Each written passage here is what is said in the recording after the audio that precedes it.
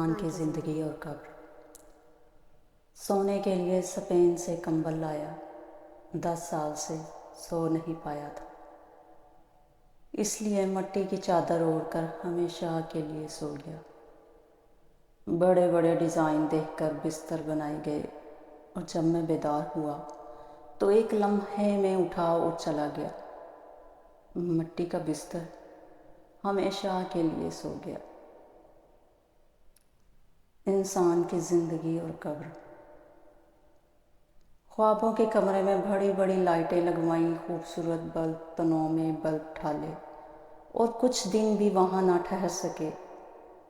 وہ اٹھ کر ایک تاریک کمرے میں سو گیا۔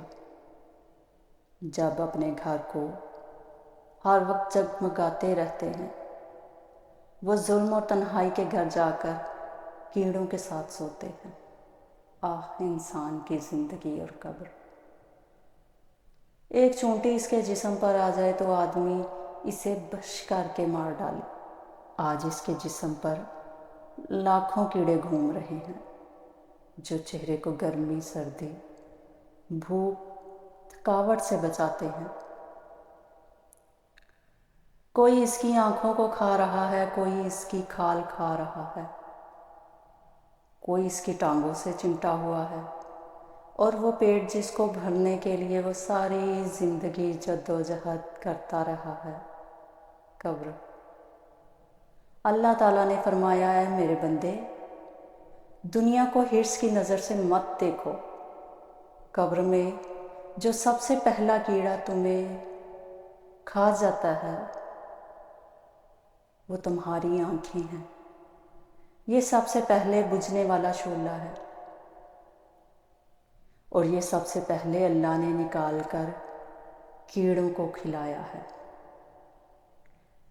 انسان کی زندگی اور قبر۔ تو جس شخص کی یہ حیرت انگیز قسمت ہو کہ موت اس کی شکاری ہے، اس کے چاروں طرف مصیبتوں کے جال بچھا دیے گئے ہیں، اس کے لیے ہر قدم پر مصیبتوں کی خندقیں کھود دی گئی ہیں، اس کے اوپر سے غموں کے بادل کبھی نہیں ہٹتے۔ اگر خوشی کی کرن بجلی کی چمک کی طرح آئے اور گزر جائے تو آپ پریشانیوں اور پریشانیوں کے سمندر میں ڈوبے ہوئے ہیں، اور بیماریاں بھی ان کے ساتھ اپنا کردار ادا کر رہی ہیں۔ اس کے دوستوں کی بے وفائی اور اس کے بچوں کی نافرمانی اس کے دل کو چھید رہی ہے۔ قبر اسے ہر روز پکار رہی ہے، میں تنہائی کا گھر ہوں، میں اندھیروں کا گھر ہوں، میں کیڑوں کا گھر ہوں۔